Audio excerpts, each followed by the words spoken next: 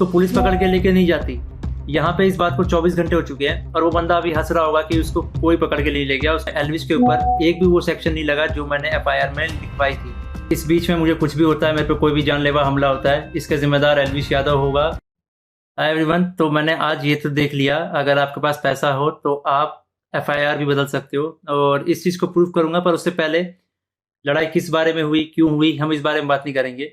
मैं सीधा पॉइंट पे बढ़ता हूँ। एल्विश ने जो लोकेशन दी थी वो उसके घर की लोकेशन थी या फिर किसी के तो घर की लोकेशन थी, और मेरा इंस्टिंक्ट बोला कि मुझे उसे अपने लोकेशन पर बुलाना चाहिए जो एक पब्लिक लोकेशन हो।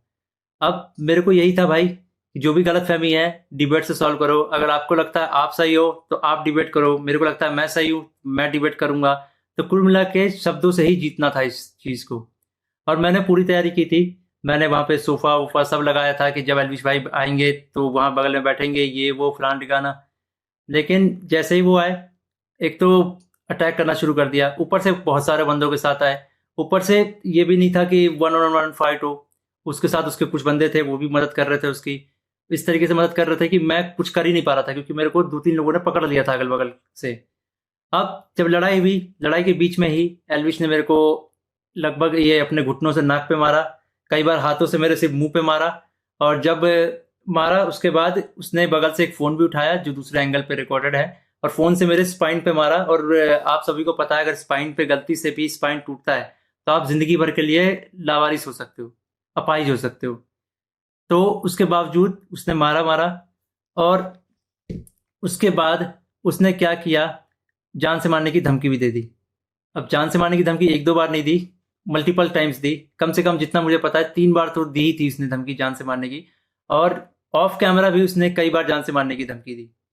अब ये सब होने के बाद जब लड़ाई वड़ाई खत्म हो गई तो उसके बाद वो वापस जा रहे थे, तो वो जो बंदे लाया था उनमें से कुछ बंदे मेरे को, मतलब होता है ना एक प्यार से धमकाने वाला सीन, कि भाई सॉरी बोल दे, क्यों ले रहा है पंगे, ये वो। भाई मैं तो अपने चीज़ों पे अटल था। मैंने बोला मैं सॉरी तो नहीं बोलूँगा क्योंकि मैंने गलती तो की नहीं है। उसके बाद एल्विश ने भी थोड़ा ट्राई किया था सॉरी बुलवाने के लिए, लेकिन मैंने उसको भी सॉरी नहीं बोला। और ये सब जब हुआ तो शुरू में मेरे को लगा मेरे को सिर्फ यहाँ चोट आई है, क्योंकि मेरे को कहीं पे भी दर्द फील नहीं हो रहा था। तो मेरे को शुरू शुरू में सिर्फ यहाँ चोट आई। उसके बाद 1-1.5 घंटे बाद मेरे को यहाँ पे दर्द होना शुरू हुआ, और फिर 2 से 3 घंटे बाद मेरे पूरे स्पाइन में दर्द होना शुरू हुआ। और इस तरीके से हुआ कि मैं सो ही नहीं पाया। सुबह 4 बजे मैंने सोने का ट्राई किया था, मैं दोस्त के घर साकेत गया हुआ था, मैंने सोने का ट्राई किया, अनफॉर्चुनेटली मैं दर्द से सो ही नहीं पाया। उसके बाद हम जब दर्द हो रहा था तो हम गए वहाँ पे मैक्स हॉस्पिटल साकेत के मेडिकल निकलवाने। तो उन्होंने मना कर दिया विदाउट एफआईआर नहीं होगा।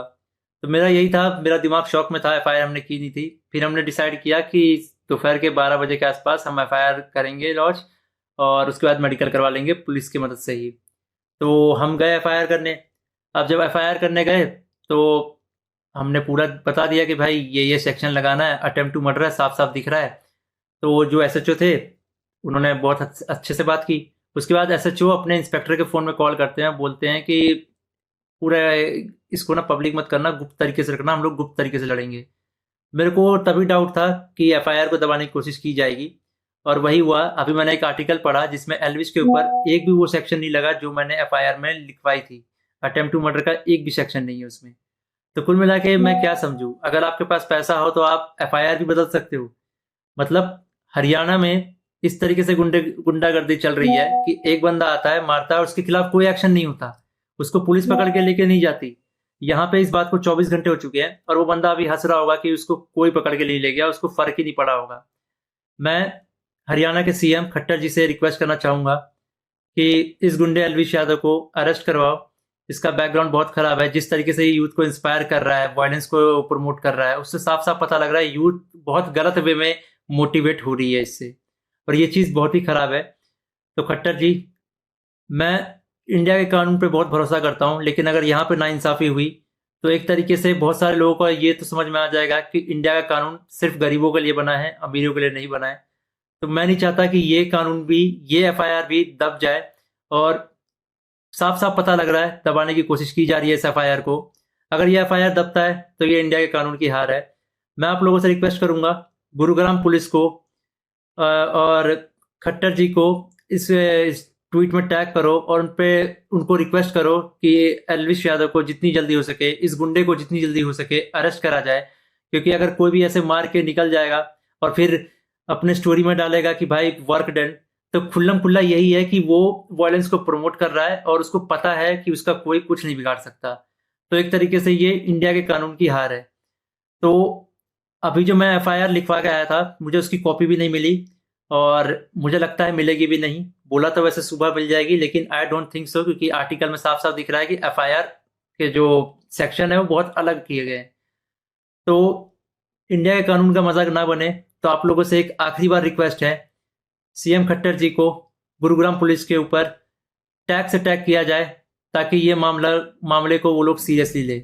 इन द एंड अगर इस बीच में मुझे कुछ भी होता है, मेरे पे कोई भी जानलेवा हमला होता है, इसका जिम्मेदार एलविश यादव होगा, या फिर उसके दोस्त होंगे, या फिर गुरुग्राम पुलिस होगी जिसने मेरे एफआईआर को पूरा का पूरा बदल दिया और पता नहीं क्या एफआईआर लिख दिया। और ये ये इंडियन कानून की बेइज्जती है, ये तो मैंने देख लिया। कुछ नहीं भाई, अगर तुम्हारे पास पैसा हो तो कुछ भी कर सकते हो, ये तो मैंने देख लिया।